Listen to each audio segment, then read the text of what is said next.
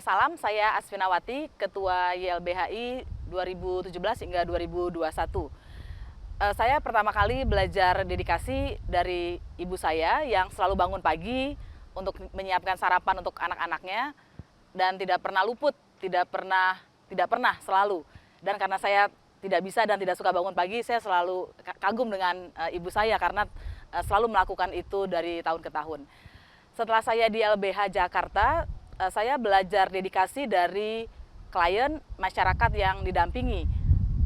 Mereka tuh bisa saja sebetulnya melarikan diri gitu ya, menerima kompensasi, menerima tawaran, uang dan lain-lain, tapi mereka tetap bertahan.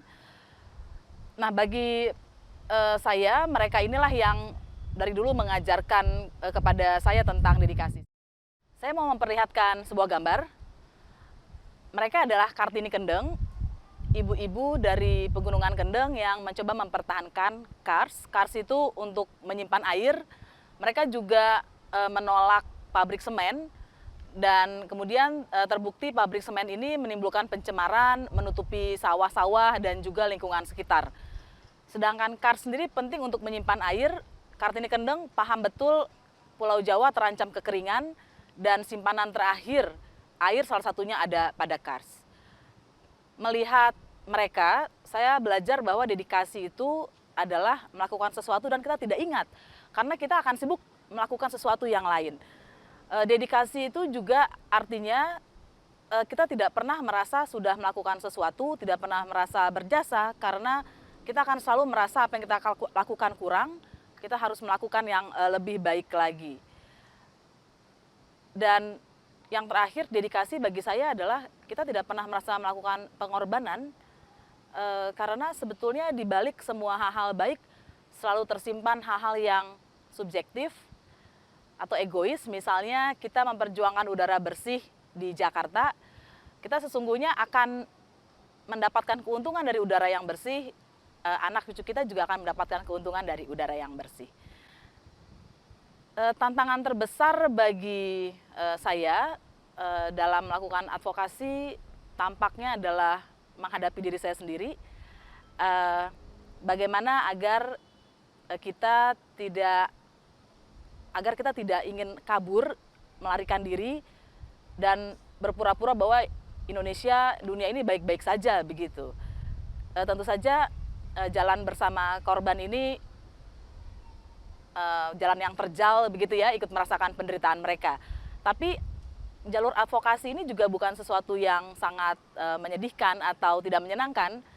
Saya selalu merasa bersalah karena saya sebetulnya sedang mencuri ilmu dan kehidupan para klien, orang-orang yang saya dampingi, yang kami dampingi, dan bukan sebaliknya.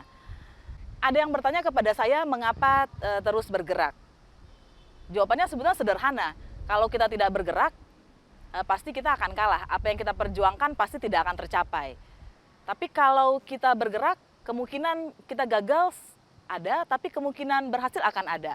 Dan saya tidak pernah merasa kegagalan pada suatu ruang dan waktu tertentu adalah kegagalan, karena sejarah menunjukkan kita bekerja 8 jam sekarang karena perjuangan berpuluh-puluh tahun, bahkan beratus-ratus tahun. Orang yang pertama kali memperjuangkan 8 jam kerja gagal, tapi dia menginspirasi orang di generasi berikutnya untuk terus berjuang hingga akhirnya kita semua bekerja hanya 8 jam sehari. Dalam advokasi perjuangan LBH, hak asasi manusia itu sangat penting. Mengapa? Karena hak asasi manusia melampaui hukum. Kalau hukum mengatakan seseorang bersalah, maka bisa terjadi sebaliknya, justru hak asasi manusia mengatakan negaralah yang salah.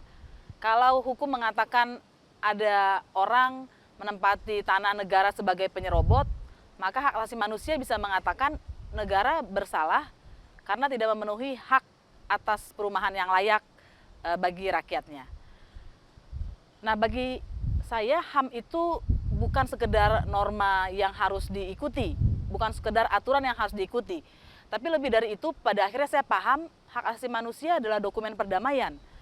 Mengapa begitu? Karena hak asasi manusia tidak pernah membela ideologi tertentu, tidak pernah membela agama tertentu atau keyakinan tertentu, bahkan aliran politik tertentu. Justru karena dia tidak membela ideologi tertentu, aliran politik tertentu, dia membela semuanya. Yang penting adalah setiap orang memiliki haknya. Dan karena itulah keadilan sejati akan muncul. Perdamaian sesungguhnya tidak akan tercipta tanpa keadilan. Perdamaian yang mengenyampingkan keadilan sesungguhnya adalah penindasan, pembungkaman dari yang kuat kepada yang lemah. Terakhir saya ingin mengajak kita semua, khususnya kaum muda, untuk mengikuti panggilan sejarahnya. Perubahan-perubahan mendasar di dunia ini sudah ditunjukkan seringkali diawali oleh gerakan anak muda. Mungkin karena anak muda belum berkarat di dalam sistem, mereka masih memiliki orisinalitas, menilai mana yang benar, mana yang salah, mana yang baik, mana yang buruk.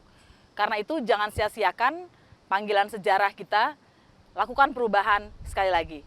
Terima kasih.